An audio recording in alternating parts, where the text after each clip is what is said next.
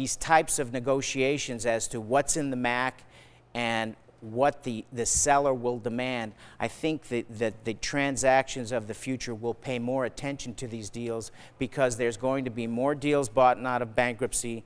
There's going to be a tendency for buyers to look for more stringent MAC clauses, more stringent insolvency provisions, and in return, the seller needs to be cognizant that they need to be paid a termination fee in return for balancing the risks and the rewards of the transaction. What are you working on now? What kinds of client cases?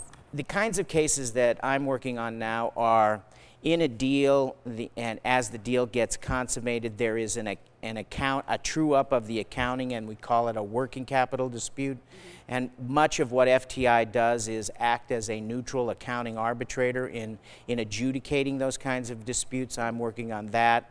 I'm also working on situations where the buyer believes that the financial statements were not materially represented appropriately, and there may be adjustments to the financial statements, so the buyer concludes that they overpaid for the transaction at the deal multiple, and so those types of claims may be in the few hundred millions. I'm working on a number of those.